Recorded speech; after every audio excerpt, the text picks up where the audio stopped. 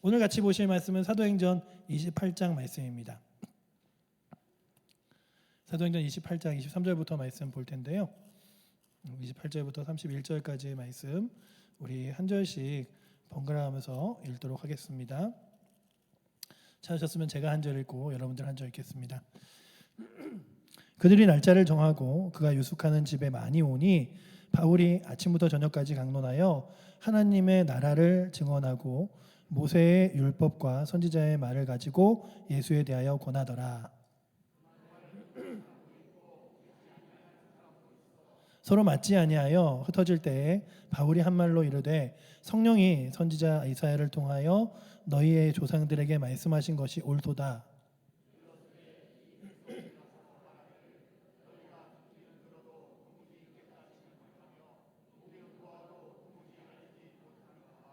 이 백성들의 마음이 우둔하여져서 그 귀로는 둔하게 듣고 그 눈으로는 감았으니 이는 눈으로 보고 귀로 듣고 마음으로 깨달아 돌아오면 내가 고쳐줄까 함이라 하였으니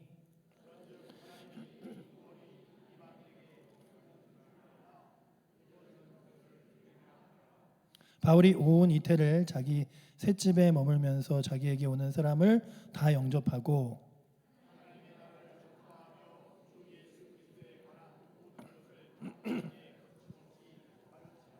아멘.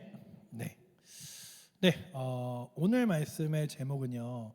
제가 이제 청년부에서 그 사도행전을 가르치는 이렇게 설교를 했는데 오늘 마지막이었어요. 그래서 마지막 이제 설교로 마이구미라는 제목으로 정했습니다. 네. 혹시 이 마이구미를요. 그래서 청년들한테 하나씩 이렇게 나눠줬어요. 마이구미를 이렇게 하나씩 나눠줬는데 혹시 왜 설교의 제목이 마이구미인지 아시는 분 있으신가요? 이거 맞추시면 드리려고 갖고 왔거든요. 네, 좀 우습지만 왜 마이구미인 것 같다. 뭐 도전이라도 뭐 가만히 있으면 말해주겠지. 뭐 이런 마이구미는요 마지막 29장은 내가 써내려간다라는 제목으로 그래서 우리 청년들 보고 마이구미를 볼 때마다 마지막 29장은 내가 써내려간다라는 그 주제를 가지고 먹어라 그랬는데 여러분들도 그냥 아이들이 마이구미 먹을 때마다 사도행전 29장은 내가 써내려가야 되는데 이런 마음을 가지시면 좋을 것 같습니다. 우리 옆에 분들에게 인사해 볼까요? 마지막 29장은 제가 써내려가겠습니다. 한 번 더 인사할 때 마지막 29장은 당신도 쓰십시오.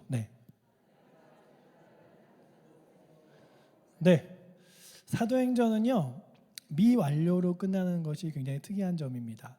사도행전은 28장의 마지막 31절이 그냥 바울이 2년 동안 감옥에서 그의 그 연금된 감옥에서 구류된 채 많은 사람들을 만나 복음을 전하는 이야기로 끝이 나지만 이것이 그 원어로 보면 미완료 형식으로 끝나기에 사람들이 이제 28장의 마지막이 아니라 그 29장을 써내려갈 사명들을 그 다음 사람에게 주셨다라고 믿으며 적고 있죠. 그래서 우리 교회도 홈페이지에 보시면 드림 29라고 써 있어. 15.kr 뭐 이렇게 돼 있는데 그 29가 사도행전의 29장을 써내려가는 교회라는 뜻이에요. 그냥 뭐 29가 숫자가 좋아 이게 아니라 사도행전의 28장 그 뒤를 써내려가겠다라고 마음 먹으며 나아가는 것입니다. 그렇다면 사도행전은 도대체 무슨 이야기를 담고 있길래 사도행전 29장을 우리가 써내어 가야 할까를 생각해 보면 사도행전은 사도 바울에 대한 이야기를 하고 있는 것 같지만 사실은 시작은 예수님으로 시작해서 그 뒤에 제자들과 예루살렘 교회, 안디옥 교회 그리고 또한 이방인들에게 복음을 전해지는 이야기까지 쭉 이렇게 한 번에 하고 있습니다. 누가는 이것을 두 권의 성경으로 담았습니다. 누가복음과 사도행전이죠. 그래서 누가의 저자인 그 누가복음 사도행전의 저자인 누가는 누가복음과 사도행전이 한 세트가 되게 만들었어요. 그래서 누가복음을 읽으면서는 예수 그리스도에 대하여 그 예수님이 이제 마지막으로 어떤 일을 이 땅에서 하셨고 그 예수님이 하신 사역 이후에 있는 사람들은 어떤 일을 하고 있는가를 적어놓은 것이 사도행전입니다. 사도행전은 그래서 예수님이 하늘로 승천하시며 오직 성령이 너에게 임하시면 너희가 권능을 받고 온 유대와 사마리아와 땅끝까지 이르러 내 증인이 되리라라고 하는 사도행전 1장 8절의 말씀으로 하늘로 승천하신 것을 이야기하고, 너희가 왜 하늘로 올라가신 예수 그리스도를 하늘만 쳐다보며 보느냐? 하늘로 올라가신 그이는 다시 오시리라. 이제 너희는 성령을 기다리고 너희의 받은 바 사명을 감당하도록 기다려라 말씀하십니다. 네. 그래서 성령이 오심을 기다리기 위해서 그들이 무엇을 하냐 하면 이제 오순절 다락방이라고 하는데 마가의 다락방에 모여서 120명이 기도하기 시작합니다. 예수님이 성령이 오실 때까지 기도하라 그랬지. 그래서 모여서 막 기도를 해요. 그런데 오순절에 정말로 기도와 예수님이 말씀하신 것처럼 각 사람에게 불이 임하듯이 이렇게 막 혀가 갈라지듯이 각 사람의 머리 위에 임해서 그 사람들이 갖가지 나라 방언으로 기도를 합니다. 여기서 나온 게 뭐 그렇게 방언하시는 분들이 나는 미국 방언을 한다, 나는 일본 방언을 한다, 뭐 이런 건데, 그러나 방언은 하나님께서 교회의 유익과 개인의 유익을 위해서 기도하라고 주신 건데 그것이 꼭 언어가 아닐 수도 있어요. 그런데 여기서 나오는 사도행전의 방언이 주는 의미는 무엇이냐 하면, 이제 성령께서 각 사람에 임하여 각 나라 말로 하나님의 영광과 이름을 찬양한 것처럼 성령께서 역사하시는 그 교회가 이제 예루살렘을 떠나 사마리아와 온 유대와 땅끝까지 퍼져져서 전 세계 사람들의 언어와 말로 함께 기도하고 찬양하고 예배할 날이 오리라 라고 하는 것을 예표하고 보여줍니다.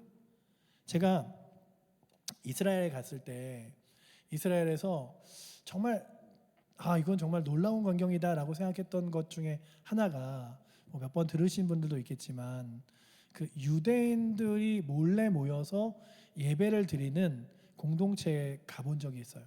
소문을 듣고 가본 적이 있는데요. 이스라엘 사람들은 키부츠라고 하는 그 작은 공동체 생활을 하는 사람들이 있습니다. 그러니까 이스라엘 사람들 중에서도 개인이 돈 벌고 그냥 자기 집 사고 하는 사람들이 있는가 하면 공동체 생활을 하는데, 공동체는 모샤브랑 키부츠라는 두 가지 방식으로 진행되는데요. 뭐 그것까지 아실 필요는 없고, 키부츠라는 데는 그렇게 공동체 생활을 하는데 원칙이 뭐냐 하면 8시간 일을 하면 모든 사람이 똑같은 대우를 받고 똑같은 삶의 것들을 다 누릴 수 있는 거예요. 그 8시간이 뭐 의사를 하던, 아니면 세탁소에서 빨래 구김을 피던, 아니면 뭐 소똥을 치우던 간에 똑같은 혜택으로 똑같은 삶을 살도록 되어 있는데, 그런데 중요한 건 유대인이어야 돼요. 유대인. 그런데 만약에 그 사람이 유대인이 아니라 뭐 불교 신자거나 아니면 크리스찬이거나 뭐 이런 것들로 발각이 되면 그 공동체 안에서 쫓겨납니다. 쫓겨나는데 그 안에서 예배를 드리는 사람들의 모임에 가본 적이 있어요. 가본 적이 있는데, 이스라엘은 마치 날씨가 지금 우리나라 같이 새벽에 춥진 않지만 지금 우리나라 날씨 같아요. 그래서 아침에는 시원한데요, 딱 해가 뜨기 시작하면서부터 더워지기 시작해서 정오가 되면 40도까지 올라갑니다. 그러니까 오후가 되면 너무 더워서 활동할 수가 힘든 거죠. 그러니 대부분의 사람들이 우리 만도 뭐 이런 데 같이 아침에 6시나 7시에 모든 일이 시작해요. 그러니까 일이 시작하면은 대부분 끝나는 시간이 3시 아니면 4시, 8시간 일을 하니까 3시 아니면 4시에 일을 끝나고, 그러고서 이제 다 각자 집에 들어서 낮잠 한숨 자고 조금 저녁에 일어나는데, 그때 이제 기독교 공동체는 뭘 하냐 하면 일주일 중에 요일을 바꿔가면서 정해요. 왜냐하면 주일날 딱 모이면 티가 나니까.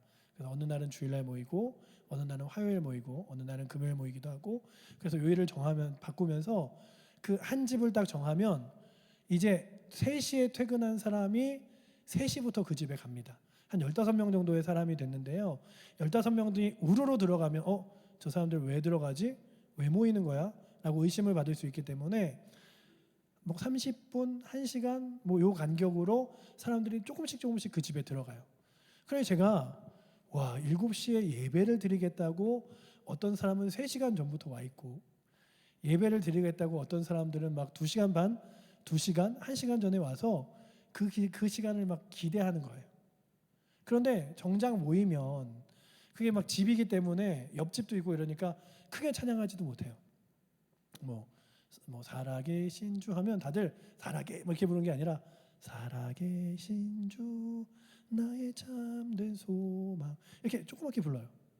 그리고 이제 돌아가면서 뭐 간증도 하고 말씀도 나누고 하는데, 제가 그 자리에서 굉장히 놀라웠던 장면 중에 하나가, 그렇게 모여 있는 사람들 중에 히브리어나 이스라엘 사람들이 쓰는 말이 익숙한 사람도 있는가 하면 영어가 익숙한 사람도 있었고, 저는 뭐 영어가 익숙하겠습니까? 히브리어가 익숙하겠습니까? 한국어가 익숙하겠죠. 그러니 그 자리에서 살아계신 주를 부르는데 누군가는 히브리어로, 누군가는 영어로, 저는 한국어로 이렇게 막 찬양을 부르면서 거기서 예배를 드렸어요. 그리고 이제 깜깜해져서 뉘엿뉘엿 할 때 또 이제 몇 명씩 조용히 나가는데, 저는 이제 거기서 한 3-40분 정도 거리에 있는 키부츠에서 지냈기 때문에 누군가가 거기로 태워준다고, 자기는 외지에서 왔는데 간다고 그러면서 태워주는데, 이제 그분하고 가면서 뭐 잘 대화할 것도 없는데 앞에서 찬양을 시작하더라고요. 뭐 이렇게 주님과 같이 내 마음 만지시는 분이 없네 이러면, 그때 제가 찬양의 놀라운 점은 그 찬양을 부르는 모든 사람들이 각 나라 말로 부르는 거구나. 여러분들, 그 우리가 그 막 팝송 이런 거 불러도 노래 가사 막 잘 알아서 부르지 않잖아요. 그리고 우리나라에서 요즘 K-팝이 유명한데 외국 사람들이 한국어를 막 모두 이해하며 한국말로 부르지 않잖아요. 그런데 찬양은요, 웬만하면 각 나라 말로 다 번역이 돼서요, 각 나라 말로 다 부르고 있는 거예요. 그래서 그 차에서 처음 만난 그 머리 노랗고 눈 파란 그 외국인 부부와 뒤에 앉았는데, 엄청 끈끈한 유대 관계를 맺을 수 있었던 것이 함께 똑같은 찬양을 부른다는 것. 그때 뭘 느꼈냐면, 이 사도행전에 나오는 성령의 각 사람의 머리에 불의 혀같이 임하사 모든 나라와 모든 언어로 주의 이름을 찬양하게 될 것이다라고 하는 그 말씀이 정말 이루어져서, 누군가는 영어로, 누군가는 중국어로, 누군가는 일본어로, 우리는 오늘 한국어로 함께 하나님을 찬양하고 있다는 사실이 너무 놀라웠어요. 여러분들, 그러니 하나님의 거룩한 약속은요, 시간이 지나면 지날수록 무엇을 보게 되냐 하면, 약속이 역사가 되고 능력이 되어 하나님께서 이루시는 것을 보게 됩니다. 이 성경이 버려지지 않는 이유, 이 성경이 끝까지 능력 있는 이유는 하나님의 이루심이기 때문에 그래요. 그렇다면 여러분들도 이 성경 말씀을 붙드실 때마다 무엇에 확신하셔야 되냐면, 말씀대로 하나님 이루신다, 말씀대로 하나님 행하신다, 말씀대로 하나님 역사하신다 믿으며 그 말씀을 붙들고 갈 수 있는 은혜가 오늘 여러분들과 저에게 있기를 축원합니다. 그래서 막 그 전 세계 말로 찬양을 할 때에 그 예루살렘에 왔던 그 각 다른 나라에 살던 사람들이 놀라워했어요. 아니, 저 사람들은 예루살렘에만 사는 사람들인데 어떻게 우리나라 말을 하지? 그것도 어떻게 우리나라 말로 하나님을 찬양하지? 이렇게 됐어요. 그리고 그 일들을 계기로 예루살렘에 교회가 막 부흥하기 시작했습니다. 그래서 예루살렘 교회가 이렇게 막 커졌는데 문제는 그 사람들이 예루살렘 안에서만 모이기 시작한 거예요. 그러니까 하나님이 온 유대와 사마리아와 땅끝까지 가야 될 그 복음이 전파되지 않자 그 유대인들 한번 탁 치십니다. 그러자 유대인들이 이제 유대인 그리스도인들이 예루살렘을 떠나 각 지역과 각 나라로 가기 시작했어요. 그리고 그 사람들이 가면서 뭘 했냐 하면, 그냥 아유 예수 믿었다 괜히 우리가 집 잃고 삶의 터전 이런 데가 아니라 자기 얘기를 한 거예요. 내가요 살아계신 예수를 믿고 예루살렘에 지낼 수가 없어서 왔는데 이곳에서도 예배할 거예요. 이곳에서도 주님 믿을 거예요. 당신도 믿어보지 않겠어요? 그러면서 이방인, 예수를 안 믿는 유대인이 아닌 사람들에게도 예수를 권면하게 됐어요. 그리고 그 소문이 예루살렘까지 와서 예루살렘 교회가 바울과 바나바를 파송하게 됩니다. 바울이 그래서 안디옥 교회라는 곳에 가서 그 사람에게 복음을 전하고요, 안디옥 교회가 비로소 그리스도인이라는 이름을 갖게 됩니다. 그리고 바울이 거기서 이제 2년을 복음을 막 전해요. 복음을 전하다가 바울이 이제 안디옥 교회가 잘 서게 됐으니 이제 안디옥 교회뿐만 아니라 다른 이방인도 복음을 들을 수 있도록 나는 전도하러 가리라 라고 하면서 복음을 전하는 이야기가 이제 펼쳐집니다. 그러니 사도행전은 예수님에서 제자들로, 또한 그 제자들에게 복음을 들었던 사람들에게서 이방인으로, 그 이방인에게서 또 다른 사람들로 전해지는 역사들을 기록하고 있죠.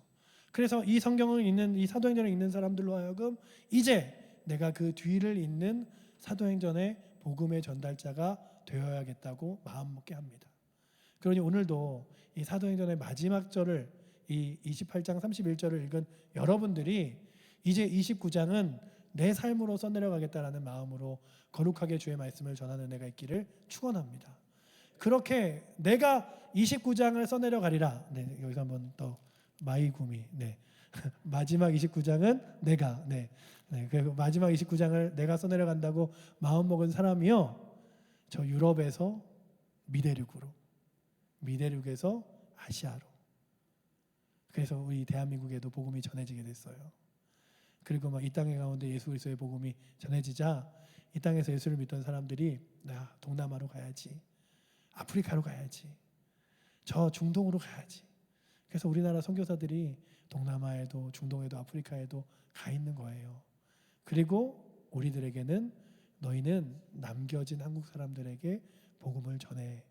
그것이 너희의 사명이야 라고 전해졌기 때문에 우리가 사도행전 29장을 함께 써내려가는 겁니다. 그렇게 사도행전 29장을 써내려가는데 도대체 29장을 써내려간다는 건 무엇일까? 그렇다면 어떤 의미일까? 이것을 오늘 본문을 통해서 한번 저희가 찾아보기 원하는데요.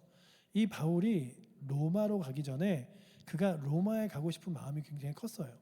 바울이 이 사도행전 다음에 나오는 성경이 뭐죠? 로마서죠. 이 로마서를 쓸 때 바울이 그런 마음이 있었어요. 로마에 많은 그리스도인들이 가서 예수를 믿기 시작했는데 복음을 전하면서 그리스도인들이 많아지자 어떤 문제가 일어났냐면 로마 안에 있는 유대인들과 그리스도인들이 자꾸 갈등을 빚는 거예요. 그러니까 로마가 어떤 결정을 내리냐 하면 유대인이든 그리스도인이든 로마 밖에서 다 나가, 이렇게 됐어요. 로마에서 쫓겨났어요. 로마에서 쫓겨나서 처음에 못 살게 됐어요. 그러니 이 그리스도인들이 야, 예수를 믿어서 좋은 일만 있는 게 아니라 이렇게 힘겨운 일도 있으니 그렇게 적극적으로 예수를 전하고 증거하지는 못하겠다, 이런 마음을 먹어요. 그리고 그 다음에 그런 거 있잖아요. 이렇게 싸우다 보면 이렇게 싸워서 누가 이기느냐도 문제지만 서로가 서로에게 영향을 받듯이 유대인과 그리스도인이 이렇게 갈등을 빚다 보니 그리스도인들이 어떤 마음을 먹냐 하면 그래, 예수님의 십자가의 보혈과 은혜로만 구원받는 게 아닐 수도 있어. 우리도 무슨 할례를 받듯이 무엇인가 예수님 앞에, 하나님 앞에 해야 될 일이 있을지도 몰라, 이런 생각을 하게 됐어요. 그러자 바울이 안타까운 마음으로 로마서를 씁니다. 우리가 할례를 받거나 다른 이유로 구원받는 것이 아니라 주 예수 그리스도를 오직 믿음으로 인해서 구원받는다. 그 믿음이 또한 우리의 삶을 뒤바꿔 놓을 때 그 열심으로 다른 이들에게도 복음을 전하면 그것을 통해서 하나님 나라가 이루어지는 것이다. 이런 얘기를 로마서를 통해서 씁니다. 그리고 바울이 그 로마를 너무 가고 싶었어요. 그런데 로마는 하나님이 어떻게 보내실까? 그런데 또 하나 안타까운 지역이 있었는데 거기가 아니면 예루살렘이었어요. 예루살렘에 있는 안디옥 교회가 옛날과 같지 않아짐을 들었거든요. 그러니까 복음은 전해서 아시아에 막 이렇게 예수 믿는 사람들은 늘어나고 있는데 그 예루살렘에 있는 교회가 자꾸만 무너진다는 얘기에 예루살렘으로 가야겠다.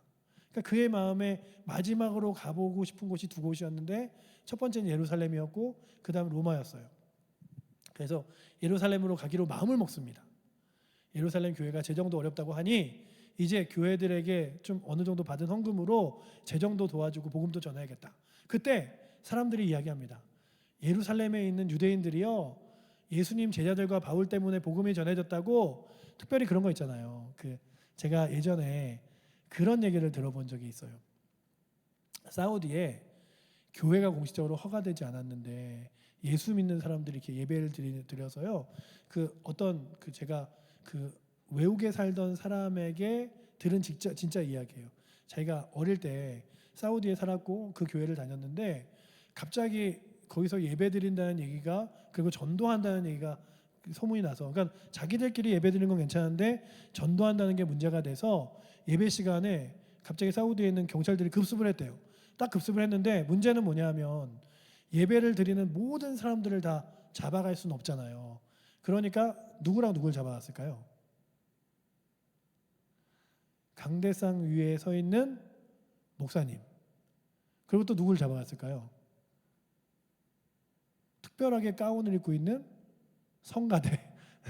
딱 보니까 그냥 회중인데 특별하게 다른 옷을 입고 있는 사람들이 있더라고요. 성가대 잡아가고 그리고 목사님을 잡아갔대요. 그리고 저희가 와, 성가대랑 목사님은 정말 위험한 자리구나 이렇게 느꼈다는 얘기를 들어본 적이 있는데, 그렇게 예수 믿는 사람 중에서도 대표적인 인물을 딱 집어서 꼽듯이 예수님의 제자들과 그리고 바울을 집었어요. 그러니 바울이 예루살렘에 간다는 것이 얼마나 위험했겠습니까? 그때 바울의 전도했던 사람들이 다 가기를 말려요. 가지 마세요. 가지 마세요. 가면은 어떻게 될지 불부터 뻔하잖아요. 여기서도 하실 일 많잖아요. 가지 마세요. 막 이랬어요. 그때 바울이 내 심령에 매여 예루살렘으로 가는데 성령께서 예루살렘에 가면 어떤 일을 당할지 내게 알게 하시나 주 성령에 매여 내가 주 예수께 받은 사명을 감당할 때까지 어떤 고난과 어려움이 있다 할지라도 주님이 원하시는 길이라면 그 예루살렘 가겠다. 그렇게 다짐을 하고 사람들에게 말을 합니다. 그리고 예루살렘에 가요. 예루살렘에 가요. 근데 여기서 저희가 이 사도행전을 보면서 중요한 것 중에 하나는 우리가 어떤 삶의 결정을 할 때 중요하게 여겨야 하는 것이 있구나라고 하는 것들을 생각나게 합니다. 그게 뭐냐 하면 첫 번째, 사람들이 내게 위험해 하지 마, 어려워 하지 마 라고 하는 것과 하나님이 너 그렇게 살아야 돼 라고 말씀하실 때 사람들의 목소리 아유 그렇겠지 막 이런 거 있잖아요. 더워 좀 더 있다가 전도 나가. 아유 지금 전화하면 불편해. 좀 이렇게 코로나 좀 더 진정되고 내년쯤에 해. 이럴 때 이 말을 하나님이 기뻐하실까? 아니면 내가 나가는 걸 하나님 기뻐하실까? 저도 저의 마음속에 그럴 때가 있었어요. 날씨 더운 날 어떻게 전도하고 추운 날 어떻게 전도해. 그랬는데 그런 마음 때문에 더운 날 좀 방학하고 추운 날 좀 쉬고 좀 날 좋을 때 봄 가을에 전도해야지. 근데 봄은 또 봄이라 또 다닐 때가 많고 가을은 가을이라 또 단풍 구경에 언제 전도 이러고 있었는데 갑자기 제 마음속에 이렇게 딱 때린 하나의 이야기가 있었는데요. 캐나다에 사는 형이 우리 전도 축제에 근데 너무 추워서 전도 축제가 잘 될지 모르겠어. 근데 더 걱정되는 건 그날 비가 오면 눈이 오면 우린 눈이 1m 이상씩 와서 사람들한테 교회 못 온다고 전화를 해야 돼. 그래서 전도 집회 날 좀 눈이 안 왔으면 좋겠어. 이런 얘기를 하는데 제가 갑자기 이렇게 떡 한 대 맞은 거 그래. 캐나다도 알래스카도 전도하지. 아프리카의 사막에 있는 사람들도 전도하지. 여기가 어디라고 덥다고 전도 안 하고 춥다고 전도 안 해서 계절 다 따지고 언제 전도할 수 있을까? 더운 나라도 복음이 전해져야 되고 추운 나라도 복음이 전해져야 되지 계절과 상관없이 복음은 전해야 되는 거구나. 그런 생각을 한 적이 있어요. 여러분들이 복음을 전할 때 고려하지 말아야 될 것이 두 가지가 있는데 한 가지는 사람들의 음성입니다. 사람들이 아니야 지금은 아닌 것 같아. 지금은 아닌 것 같아 라고 말하는 그의 목소리. 바울 보고 가지 마세요. 위험해요. 가지 마세요. 어려워요. 그럴 때 그의 마음에 주님이 원하시잖아. 내가 가야지. 주님이 기뻐하시잖아. 내가 가야지. 두 번째, 분명 위협이 도사리고 있어요. 분명 그거 하면 불이익이 있을 거예요. 여러분들 예수님을 전한다는 것, 복음을 전한다는 것이 유익하지 않을 확률이 훨씬 큽니다. 바울이 뭐라 그러냐면 내가 감옥에 갇힌 것과 이렇게 고난당하는 것 외에 내가 예수를 믿는 모든 것을 너희가 나를 닮기를 원하노라. 그러니 바울이 예수를 믿으면서 무엇을 확신했냐 하면 예수 믿고 예수 전하면 고난이 있다. 너희가 주 예수를 전할 때 주 예수 그리스도의 고난에 동참하는 자가 되는 줄 알아라 라고 말한 것처럼 예수를 전하는 건 어려움이 있습니다. 사람들이 좋아하지 않아요. 기뻐하지 않아요. 원하지 않아요. 즐겨하지 않아요. 심지어 성령에 매여 예수 그리스도의 복음을 전했던 예수님의 12사도가 다 처참하게 순교를 당하고 단 한 명 밤모섬에 유배되었다 나왔던 요한만이 남아서 요한복음을 적었죠. 또한 바울도 이 2년 이후에 그 뒤에 있는 성경의 그 역사적인 기록에 바울은 목이 잘려 죽었다고 역사가 기록하고 있습니다. 그러니 예수를 열정적으로 전했던 사람들의 그의 인생 끝자락은 결국 다 비참한 죽음 앞에 놓여져 있었어요. 그러나 그들이 왜 비참한 죽음 앞에서도 그 길을 택했습니까? 주님이 기뻐하셨기 때문이죠. 여러분들, 우리가 복음 전하는 것 때문에 어려울 수 있어요. 예수님 증거하는 것 때문에 힘들 수 있어요. 그렇다고 우리가 29장을 써내려가지 않으면 누가 이 사도행전의 29장을 이어가겠습니까? 그러니 여러분들이 내가 생각하기에 이건 너무 힘든 일이야. 쉬운 길이 있고 힘든 일이 있으면 쉬운 길 가야지. 그러지 마시고요. 주님이 기뻐하시는 길 가야지. 주님이 원하시는 길 가야지. 주님이 가라고 말씀하시는 길 가야지. 그러시면 좋겠어요. 그렇게 해서 바울이 예루살렘에 옵니다. 그리고 예루살렘에 정말로 바울을 정말 이렇게 그 암살하기까지 내가 물도 마시지 않고 밥도 먹지 않으리라라고 하는 30명의 바울을 죽이기 위한 사람들도 모여 있었고요. 또한 바울이 그렇게 해서 로마에 가서 나는 재판을 받겠다고 상소를 내고 이제 로마로 오는 이야기가 오늘 말씀의 그 전의 이야기예요. 로마로 올 때도 막 그가 막 그 벨릭스와 그리고 또한 감옥에 몇 년을 보내고 시간을 보내다 배를 탔는데 배는 막 이렇게 막 파손되고 그래서 막 며칠을 겨울에 3달을 보내고 이런 사건이 우여곡절 끝에 이제 예루살렘에 도착한 이야기가 28장에 나와 있는데 이렇게 힘들 줄 알았으면 안 하는 건데 이렇게 어려울 줄가 이러지 않았어요. 바울은 예루살렘에 도착한 바울이 그가 이제 그 가택연금을 당합니다. 그리고 이제 왜냐하면 로마 시민들은요 대우를 받았어요. 그냥 감옥에 가는 게 아니라 집에서 가택연금을 당하는 것으로. 그러니까 바울과 유대인들이 왜 싸우는가, 도대체 바울은 무슨 주장을 하는가라고 궁금했던 사람들이 바울의 집에 가는데 너무 많으니까 심지어 예약까지 하고 갔나 봐요. 그러자 바울이 그 사람들이 올 때마다 오늘 말씀 23절에 뭐라고 써있냐면 이런 얘기를 전하기 시작했습니다. 28장 23절 보시면 그들이 날짜를 정하고, 그렇죠, 예약까지 했나 봐요. 그가 유숙하는 집에 많이 오니 바울이 아침부터 저녁까지 강론하여 하나님의 나라를 증언하고 또 모세의 율법과 선지자의 말을 가지고 예수에 대하여 권하더라. 예수님에 대해서 권했어요. 그런데 여기서 또 하나 중요한 게 하나 있습니다.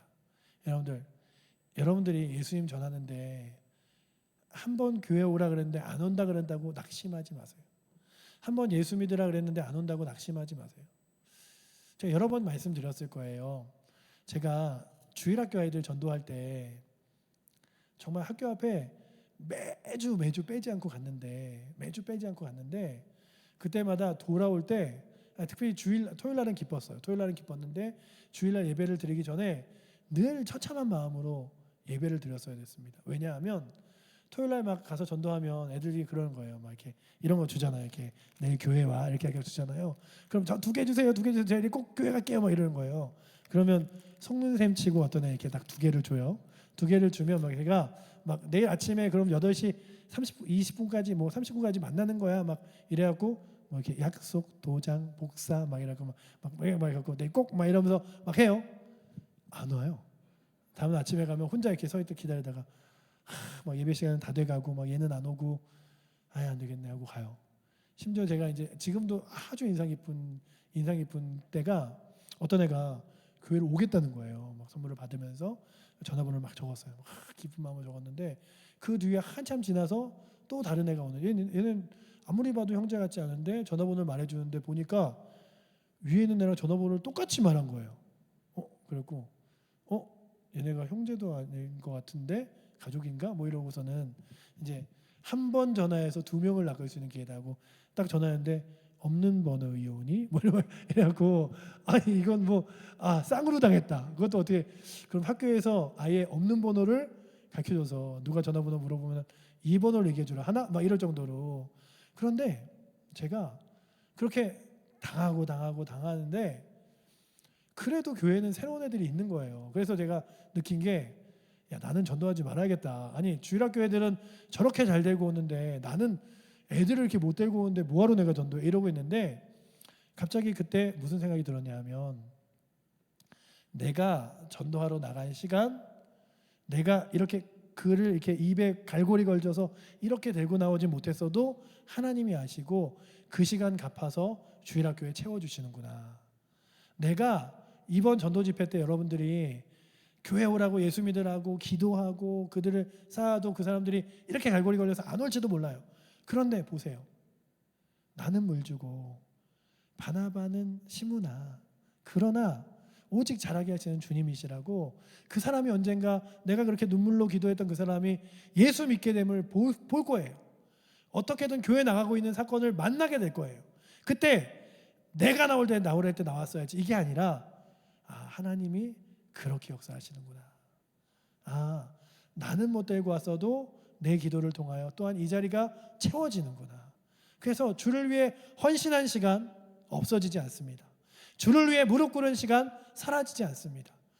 한국의 교회든 이 드림교회가 아니면 다른 한국의 교회라도 아니면 해외의 교회라도 늘려서 그 영혼들을 주 앞에 세우시는 거예요.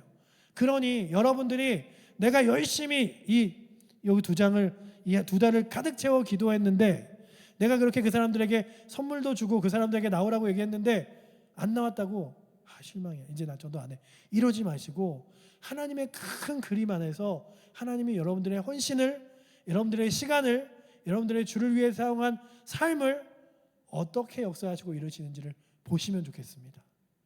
제가 깨달았어요. 그래, 나와 선생님들이 전도한 것 하나님께서 아이들을 통해서 갚으시는구나. 그래서 우리가 안 나가면 그 아이들도 없고, 나가면 아이들이 또 친구들 데리고 와서 그 자리에 그 인원 채워주신다. 여러분들이요, 전도할 때 나는 능력 없다고, 나는 힘 없다고 포기하지 마세요. 내려놓지 마세요. 아무것도 안 하지 마세요. 해보고 안 돼도 내가 안 되는 게 아니라 하나님이 이루실 거예요. 하나님이 역사하실 거예요. 행하실 거예요. 그래서 내가 내 눈에 보기에는 안 된 것 같으나 하나님이 말씀하실 거예요. 네가 그렇게 전도하고 기도한 그 기도로 그 사람이 예수 믿게 됐어. 정말로요, 제가 어릴 때 아주 예전에만 그렇게 지낸 것 같아요. 단칸방이라는 데 살았습니다. 반지하 단칸방. 그래서 그 거실은 그냥 이렇게 비워두고 이 방 하나 쓰고 이 방 하나 쓰는데, 이쪽에 있는 그 부부가 세탁소를 했는데요, 정말 저희 어머니가 교회 다니라고 예수 믿으라고 날마다 귀에 딱지가 앉을 정도로 막, 심지어는 그 남편분이 이제 고만 좀 하시라고 할 정도로 했는데 교회 안 다녔어요. 근데 파라과이라는 곳으로 이민을 가시고, 그리고 몇 년, 한 10년이 지난 이후에 그분들을 만났는데 저희 어머니가 그러시는 거예요. 그분들 교회 다니시더라. 예수 믿으시더라. 여러분들 한 영혼 놓고 기도해 보세요. 그러면 그 영혼이 어떻게든 돌아오는 것을 보게 될 텐데, 여러분들이 꼭 데리고 와서 내가 전도한 누구 내 이름 딱 적지 않아도 하나님이 아세요. 그러니까 한 명 데리고 와야 1점 이게 아니라 너 기도했지, 그 영혼이 그 기도로 그 자리에 앉은 거야. 내가 알고 있어. 너 그렇게 눈물 많이 흘리면서 아무리 오라고 해서 안 와서 속상했지? 그 눈물로 그 사람 그 자리에 앉아 있는 거야. 걱정하지 마. 여러분들 전도하실 때 여러분들 눈에 그 결과를 보지 못할 때도 있습니다. 그 결과를 맛보지 못할 때도 있습니다. 그러나 걱정하지 마세요. 정말로 평생을 5만 번의 기도를 했던 조지 밀러도 자신의 사랑하는 친구를 위해 기도한 그 평생의 기도 제목은 이루지 못한 것 같았으나 그의 사후에 예수를 믿게 되는 놀라운 역사를 그 후대가 보게 되잖아요. 여러분들이 그렇게 주를 위해 사도행전 29장을 써내려 가주시길 바랍니다. 바울이 그렇게 왜 제가 이야기를 하냐면 그 밑에 24절에 보니까 이렇게 써 있어요. 이 말을 믿는 사람도 있고 믿지 아니하는 사람도 있어 라고 돼 있어요. 지금은 듣는 사람도 있고 듣지 않는 사람도 있어요. 하지만 내가 다 그 사람들을 데리고 올 필요 없이 열심히 기도하고 최선을 다하면 그 결과를 주님이 만들어주심을 확신하며 믿음의 길을 걸어가시기 바랍니다. 그렇게 사도 바울은요 2년 동안 뭐 했냐 하면 30절 31절 말씀 우리 함께 읽어볼까요? 함께 읽겠습니다. 시작.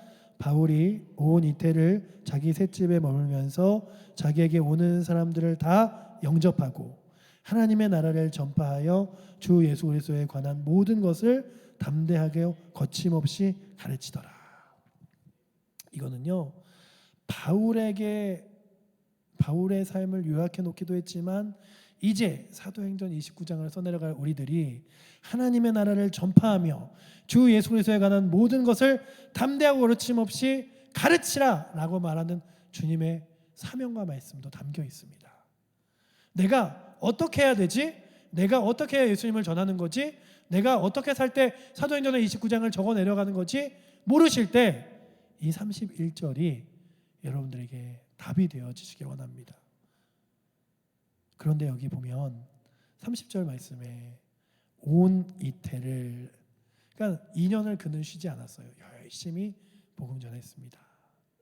여러분들, 오늘 우리들에게 주어진 인생의 시간들, 또 한 주간이 주어졌잖아요. 이 한 주간 어떻게 지내시겠습니까?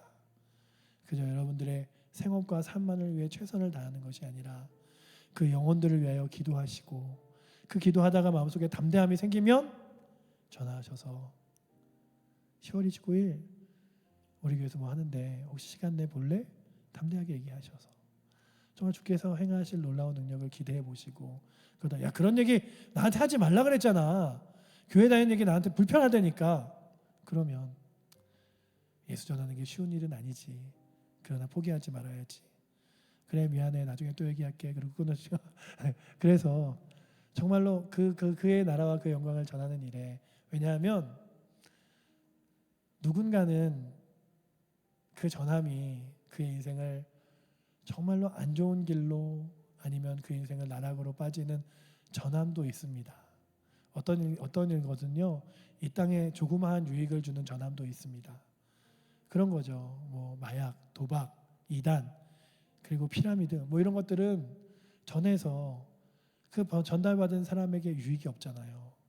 그런데 뭐 좋은 정보, 뭐 즐거운 거, 좋은 카페, 맛있는데 이런 건 약간의 유익이 있을 수 있어요. 그러나 복음은 그의 모든 전생애를 걸쳐 그를 영원한 유익으로 이끌어가는 길임을 믿으며 여러분들이 포기하지 않으셨으면 좋겠습니다. 10년 동안 그를 위해 기도했다고요? 더 해보세요. 20년을 그를 위해 간구했다고요? 더 해보세요. 언젠가 여러분들을 통해서가 아니라 누군가를 통해서도 이루실 주님을 기대하며 응답하실 주님의 역사를 기다리며 포기하지 않고 그 길을 걸어봐 보시는 은혜가 오늘도 사도행전의 29장을 쓰는, 여기를 드릴 분이 없어서 좀 아쉽네요. 네, 사도행전의 29장을 써내려가는 여러분들 되시기 바라고요. 집에 가셔서 꼭 마이 구미 하나 사셔서 내가 마지막 29장을 내가 써내려가리라 라는 마음으로 걸어가시는 내가 끝낼게요. 네, 있으시면 감사하겠습니다. 우리 함께 찬양하겠습니다. 네, 주가 일하시네.